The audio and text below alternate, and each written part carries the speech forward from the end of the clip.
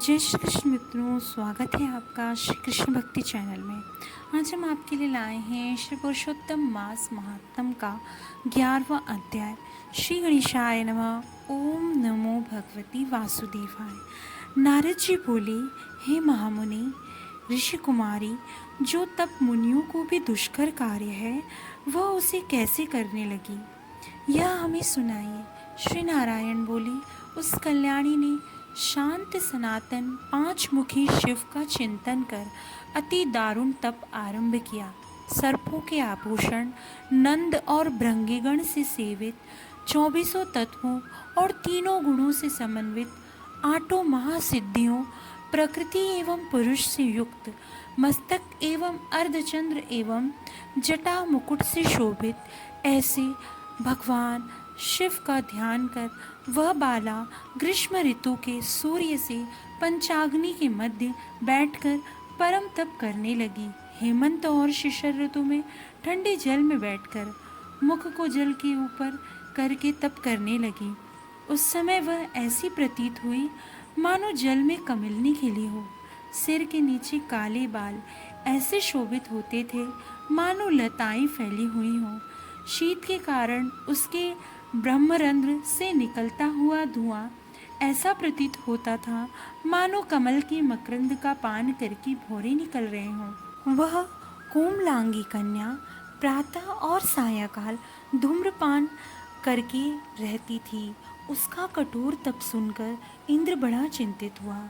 हे नृपनंदन, सब देवताओं को सराहने योग्य ऐसे तप में लगी हुई ऋषि कन्या को 9000 वर्ष बीत गए। तब पार्वती पति शंकर ने बाला के तप से प्रसन्न हो उसे अपने अगोचर रूप का दर्शन दिया। वह शिव का दर्शन पाकर झटपट खड़ी हो गई, मानो देह में प्राण लौट आए हों। वह तप से दुबली बाला हष्ट पुष्ट हो गई। हवा, धूप और वर्षा से पीड़ित वह कन्या शिवजी को अत्यंत ही प्रिय लगी। तब कन्या ने नर्म होकर भगवान शिव को प्रणाम किया। फिर विश्व वंदित शंकर की मानसिक उपचारों से पूजा करके बड़ी श्रद्धा भक्ति से स्तुति करने लगी। कन्या बोली, हे पार्वती वल्लभ, हे प्राणनाथ, हे प्रभो, हे भर्ग, हे भूतेश, हे गौरीश, हे शंभो, हे तप, हे सोम, सूर्य और अग्नि रूपी दिव्य नेत्रों वाले मेरे आधार, हे मुंडमालधारी, आपको नमस्कार है। अनेक तापों से उत्पन्न पीड़ा वाले, व्याधि से युक्त इस घोर संसार रूपी सागर में डूबे हुए दुष्ट काल रूपी सर्प की उग्र दाढ़ों से डसे हुए प्राणी भी आपके शरण में आकर मुक्त हो जाते हैं। हे विभो, आपने बाणासुर को अपनाया, राजा अलर्क की मरी हुई स्त्री को जीवित करा। हे दयानाथ, हे भूतेश्वर, हे चंडीश्वर, हे भवत्राण, हे मृत्युंजय, हे प्राणनाथ, हे दक्ष यज्ञ के विध्वंसक, हे शत्रुओं के नाशक, अपने भक्तों के जन्म मरण रूप बंधन के नाशक, आवागमन को मिटाने वाले हे सृष्टिकर्ता, हे प्राणनाथ, हे पापहारी, आपको मेरा बारंबार नमस्कार है। श्री कृष्ण बोले, हे युधिष्ठिर, मेधावी ऋषि की तपस्विनी पुत्री मन और वाणी से शिवजी की स्तुति कर शांत हो गई। ऋषि पुत्री के महाउग्र तप से युक्त उसकी स्तुति को सुनकर शिवजी बड़े प्रसन्न हुए। बोले, हे तपस्विनी, हे महाभागे, तेरा कल्याण हो। मन इच्छित वर मांग, मैं तुझ पे बहुत प्रसन्न हूँ, तू चिंता मत कर। हे राजन, महा आनंदी मग्न हुई कुंवारी प्रसन्न हुए शिवजी के ऐसे वचन सुनकर बोली, हे दीनानाथ, हे दया सिंधु, यदि आप मेरे ऊपर प्रसन्न हैं तो मुझे मन इच्छित पति दीजिए। हे प्रभु, देर मत करो। हे महादेव, मुझे पति दो, पति दो, श्रेष्ठ पति दो। मैं पति मांगती हूँ, इसके अतिरिक्त और कुछ भी नहीं चाहती। ऐसा कहकर वो चुप हो गई। महादेव जी यह सुनकर मुनि कन्या से बोले, हे मुनि कन्या, तूने जो कहा है वही होगा। तूने 5 बार पति पति कहकर वर मांगा है, इसलिए हे सुंदरी, तेरे 5 पति होंगे। वे सब शूरवीर, धर्मवेत्ता, साधु, सत्यवादी, पराक्रमी, जवान, अपने गुणों में विख्यात, सत्य प्रतिज्ञ, जितेंद्रिय, तुझे सब सुख देने वाले और सभी गुणवान राजकुलोत्पन्न होंगे। श्री कृष्ण बोले।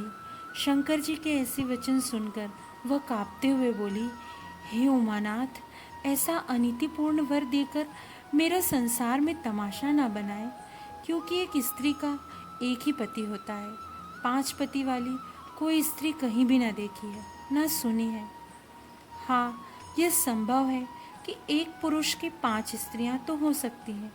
हे शंभु, आपकी आराधिका होकर मैं 5 भारता वाली कैसे हो सकती हूँ? हे कृपानिधि, ऐसा कहना आपको शोभा नहीं देता। मैं आपकी हूँ, अतः आपको ही लज्जा आनी चाहिए। कन्या के ऐसे वचन सुनकर शंकर जी फिर उससे बोले, इस जन्म में तुझको पति सुख नहीं मिलेगा, परंतु तेरे अगले जन्म में जब तू अपने तपोबल से अयोनिजा होगी, तब तू पति सुख को प्राप्त हो परम पद को पावेगी।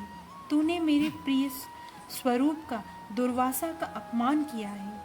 हे सुभु, यदि दुर्वासा कुपित हो जाए तो वे तीनों लोकों को भस्म कर दें।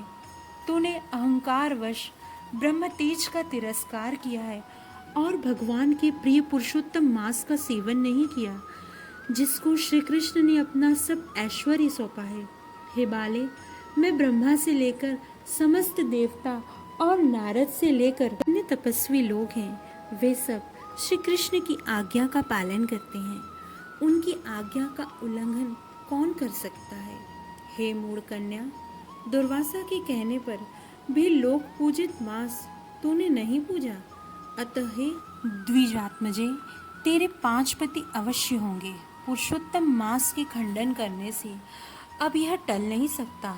जो इस मांस की निंदा करता है वह उसके विपरीत फल पाकर घोर नरक में जाता है।